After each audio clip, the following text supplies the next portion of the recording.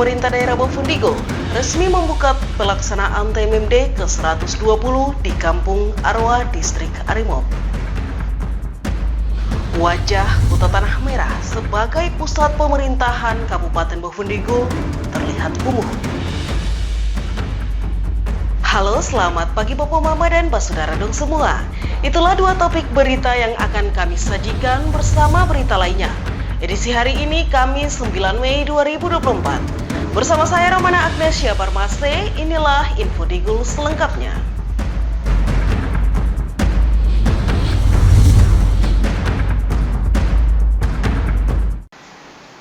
Kita ke berita yang pertama. Pemerintah Daerah Bovendigul melalui Asisten 2 Fahrudin Isnanto membuka pelaksanaan TMMD ke-120 di Kampung Arwa, Distrik Arimob. Diharapkan melalui TMMD ini mempercepat progres pembangunan untuk meningkatkan kesejahteraan masyarakat. Pembukaan kegiatan Tentara Manunggal Membangun Desa atau TMMD ke-120 ini dipimpin Asisten 2 Setda Bovendigul Bidang Ekonomi dan Pembangunan Fahrudin Isnanto. Dalam arahannya mewakili pimpinan daerah, Fahrudin mengatakan TMMD merupakan keterpaduan TNI dan pemerintah sebagai upaya percepatan pembangunan di daerah pedesaan. Tujuannya selain peningkatan infrastruktur juga untuk meningkatkan kesejahteraan masyarakat. TMMD merupakan bentuk dukungan nyata dari TNI kepada pemerintah daerah dalam akselerasi pembangunan, di mana pembangunan tidak hanya menyasar sasaran fisik, tetapi diimbangi dengan kegiatan non-fisik berupa penyuluhan berbagai program kerja pemerintah. Bahwa TNI Manunggal Membangun Desa atau TMMD merupakan perpaduan antara TNI bersama pemerintah daerah sebagai upaya percepatan terobosan pembangunan di daerah perdesaan serta sebagai langkah peningkatan infrastruktur dan meningkatkan kesejahteraan masyarakat. Kegiatan yang mengangkat tema Dharma Bakti mewujudkan percepatan pembangunan di wilayah Kodim 1711 Bovendigul ini dilaksanakan di Kampung Arwa, Distrik Arimob. Sementara sasaran program kegiatan yang akan dilakukan berupa pembangunan 1 unit rumah ibadah atau gereja dan kegiatan non-fisik lainnya, seperti penyuluhan KDRT, wawasan kebangsaan, stunting, ketahanan pangan, pertanian, pengendalian penduduk, sosialisasi penerimaan TNI AD, dan pemutaran film. Tim Liputan Digul TV mengabarkan. Pelaksanaan program Tentara Manunggal Membangun Desa mendapat dukungan penuh dari pemerintah daerah. Pemda Bovendigul siap mendukung TNI dan jajarannya untuk bersama-sama memberikan pelayanan kepada masyarakat. Hal ini disampaikan Asisten 2 Bidang Ekonomi dan Pembangunan Sekretariat Daerah Bovendigul Fahrudin Isnanto saat membuka TMMD ke-120 di Kampung Arwa, Distrik Arimob. Menurutnya, pemerintah daerah mendukung penuh apa yang menjadi tujuan dari kegiatan TMMD tahun ini. Program TMMD merupakan bantuan dari pemerintah daerah bersama jajaran TNI serta berbagai pihak untuk bersama-sama memberikan pelayanan kepada masyarakat. Karena TMMD akan menjadi sarana mengembangkan ide kreatif dan inovatif untuk menjawab kebutuhan masyarakat di lokasi pelaksanaan TMMD. Pemerintah daerah dalam hal ini mendukung penuh apa yang menjadi tujuan dari kegiatan TNI Manunggal Membangun Desa atau TMMD tahun 2024 di Kabupaten Bovendigul. Adanya program TMMD ini merupakan bantuan dari pemerintah daerah Bovendigul dan jajaran TNI serta pihak-pihak lain untuk bersama-sama memberikan pelayanan kepada masyarakat. Fahrudin mengajak seluruh stakeholder terutama masyarakat Kampung Arwa, Distrik Arimob untuk ikut mendukung program TMMD sehingga target sasaran yang ingin dicapai dapat direalisasi. Di samping manfaat program ini bisa langsung dirasakan masyarakat setempat. Tim Liputan Digul TV, Dedi mengabarkan. Bapak, Mama, dan Saudara dong semua, jangan kemana-mana, tetaplah bersama kami karena sesaat lagi Infodigul akan kembali.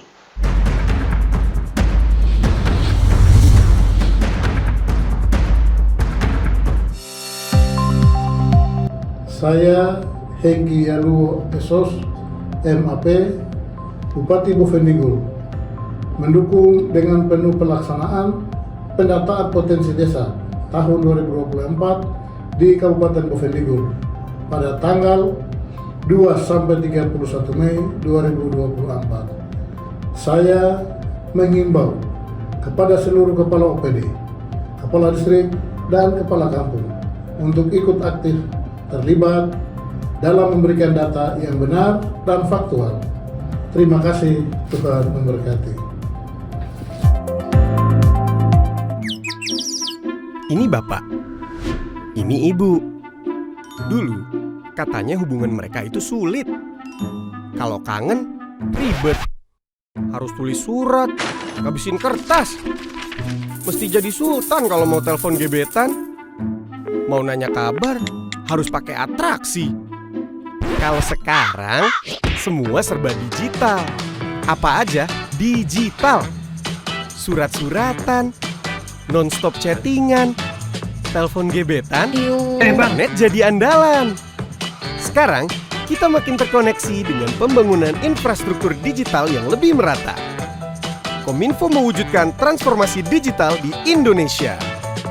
Membuat Indonesia terkoneksi, makin digital, makin maju.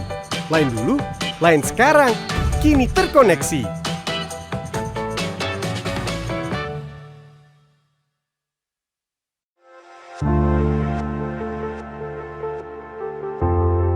Dunia terasa asing.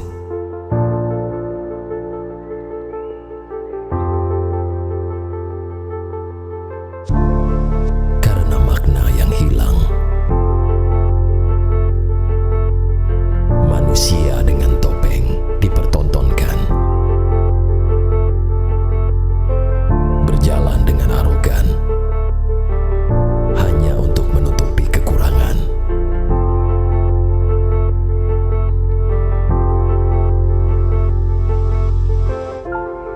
Hilang sudah jati diri sebenarnya.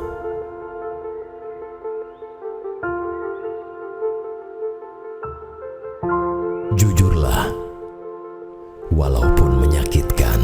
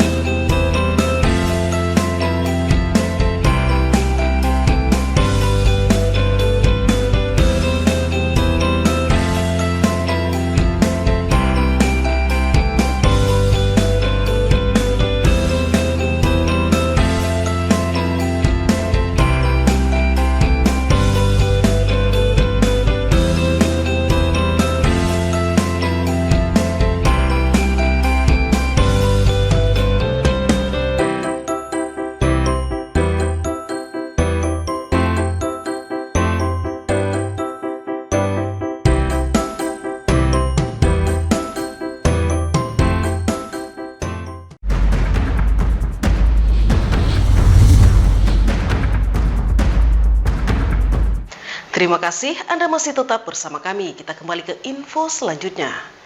Wajah Kota Tanah Merah sebagai pusat pemerintahan Kabupaten Bovendigul terlihat kumuh karena tidak tertata dengan baik. Bangunan non-permanen dan saluran air menjadi sorotan yang perlu mendapat perhatian dinas teknis terkait.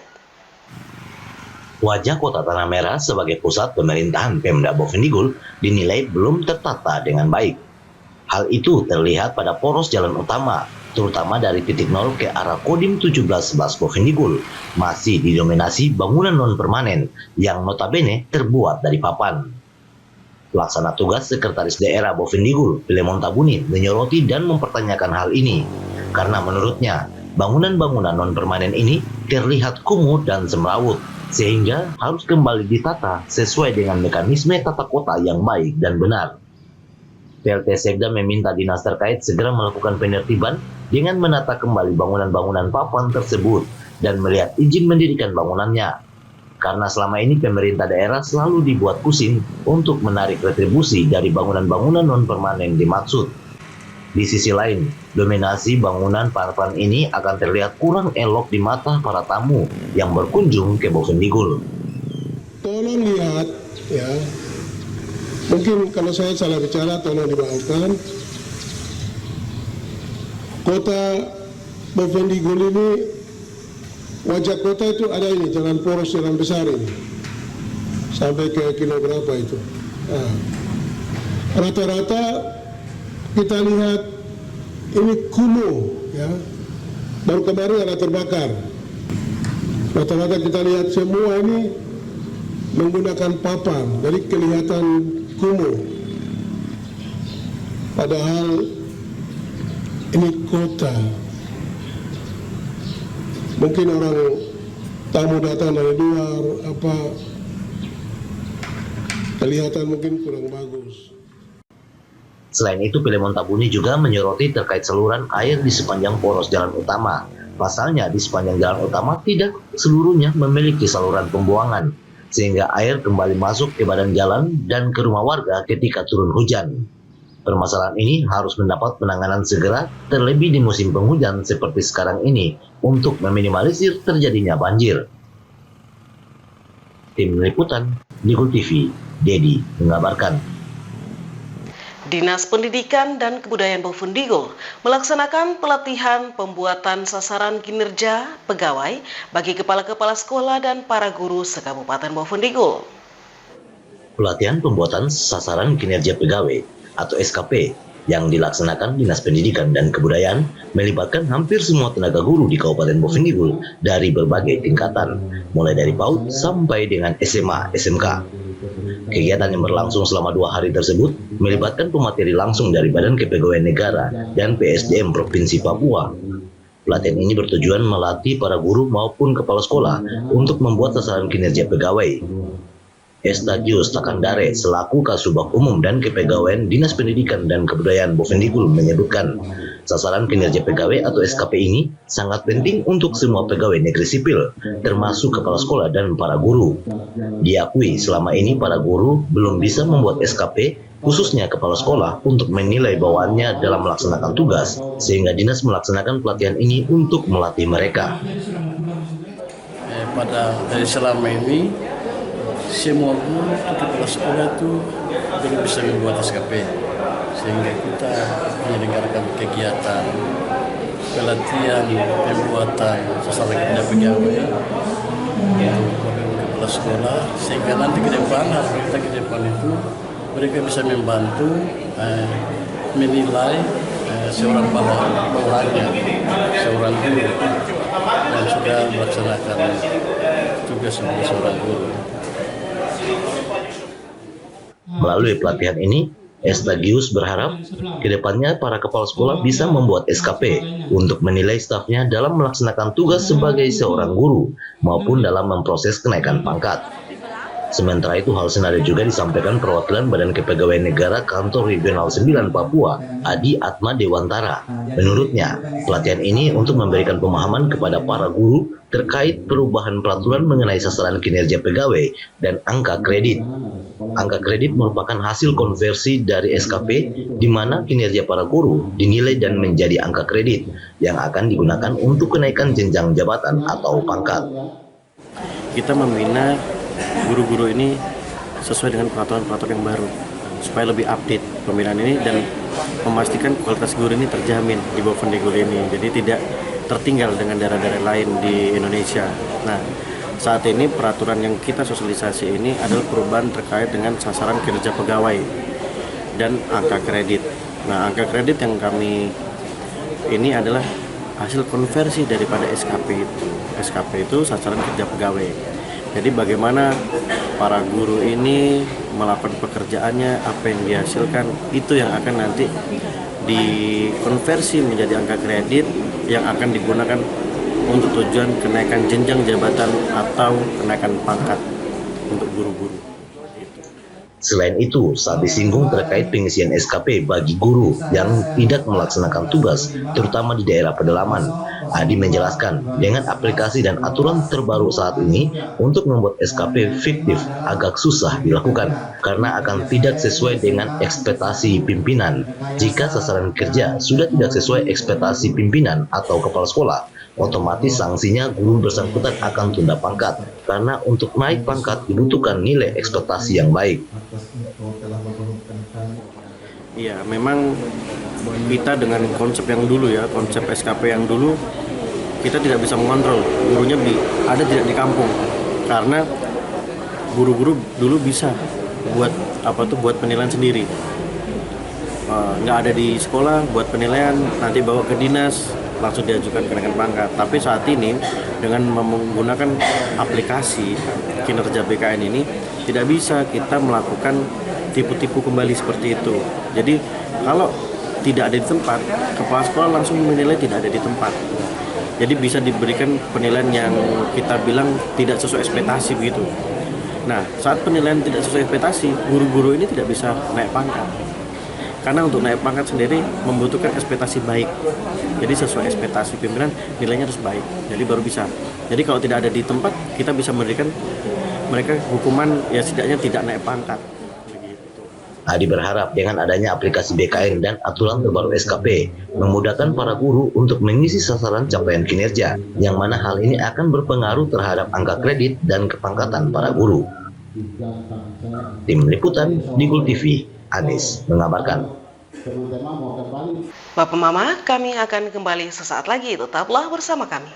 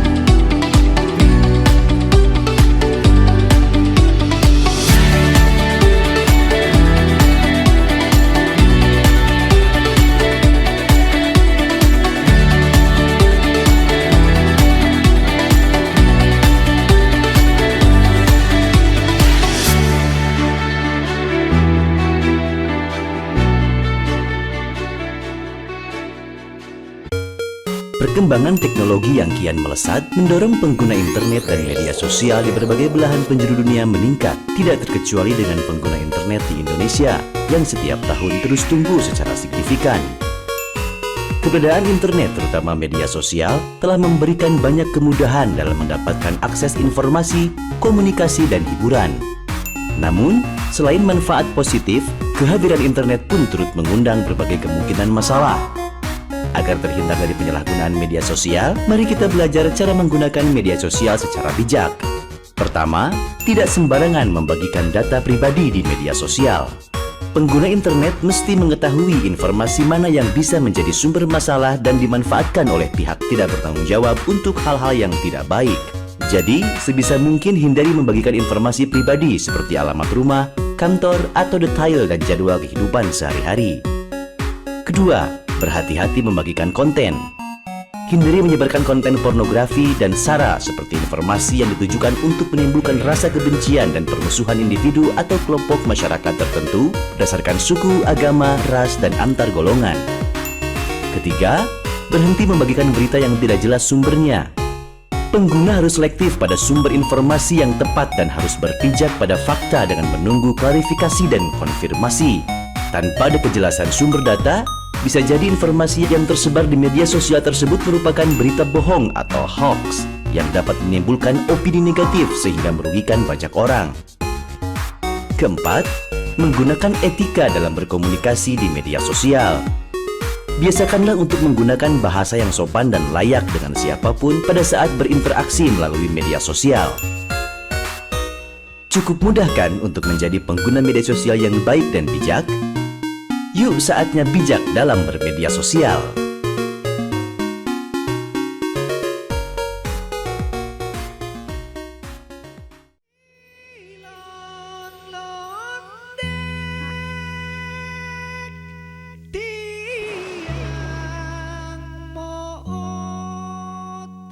Aku tidak takut bermimpi. Karena mimpiku menghidupkan semangatku. Semangat menyambut masa depan Indonesia yang baru.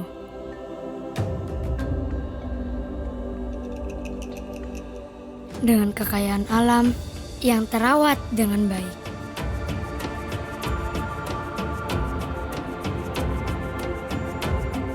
Dengan keagungan budaya dan tradisi yang menjadikanku generasi Indonesia yang lebih arif.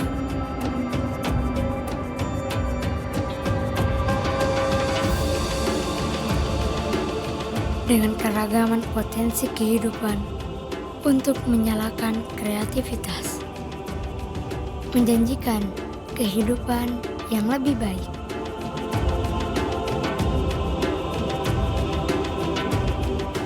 Aku adalah inspirasi bangsaku yang dibangun dengan kerja keras.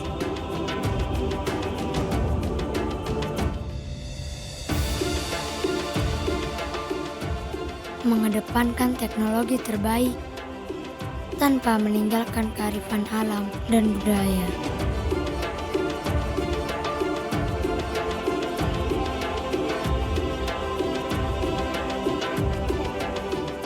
Aku kebanggaan bagi Indonesia, kebanggaan bagi dunia, karena aku Nusantara.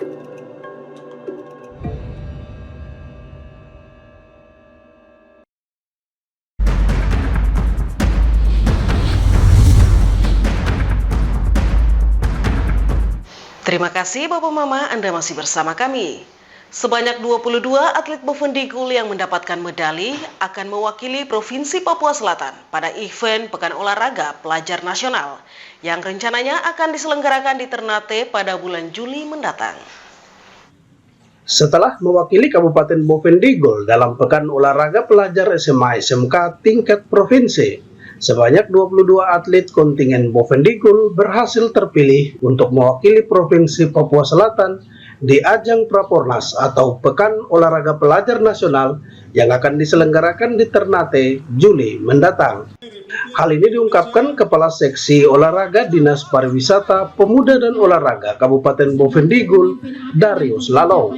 Menurutnya 22 atlet Bovendigul akan dikarantina untuk mengikuti pelatihan di Merauke sebelum diberangkatkan ke ajang Prapornas. 22 atlet Bovendigul ini terdiri dari berbagai cabang olahraga, diantaranya 11 dari sepak bola, voli putra 5 dan voli putri 1 orang atlet. Sementara badminton putra dan putri serta bola basket putri masing-masing 1 orang dan tinju putra 2 orang atlet. Jumlah peserta yang terpilih untuk mengikuti Pekan Olahraga Pelajar Nasional Prapopnas yang direncanakan pelaksanaannya di Ternate pada bulan Juli mendatang melalui seleksi panitia Pekan Olahraga Pelajar Provinsi adalah sebanyak 22 orang dari masing-masing cabur sebagai berikut. 1. Sepak bola 11 orang, 2. Voli putra 5 orang dan putri 1 orang. 3. Bola basket putri 1 orang, badminton 1 putra dan 1 putri. Tinju 2 putra 2 tinju putra 2 orang. Darius lebih jauh menjelaskan, selama di karantina selain melakukan pelatihan, para atlet tetap akan melanjutkan pendidikannya. Semua itu telah dipersiapkan dan diatur pemerintah melalui Dinas Pariwisata, Pemuda dan Olahraga Provinsi Papua Selatan, termasuk pembiayaan menuju Prapopnas. Tim Liputan Digul TV, Dedi mengabarkan. Bapak Mama dan Pak Saudara dong semua, dengan berakhirnya informasi terakhir tadi, sekaligus mengakhiri perjumpaan kita dalam Info Digul pagi ini. Terima kasih atas kebersamaan Anda dan terimalah salam persaudaraan kita, Nuk Bagen Gup Bagenep, Gup Bagenep Nuk Bagen. Saya ada karena kamu ada karena saya ada. Saya Roman Agnesia Bormase mewakili seluruh kerabat redaksi yang bertugas mohon pamit undur diri. Terima kasih dan sampai jumpa.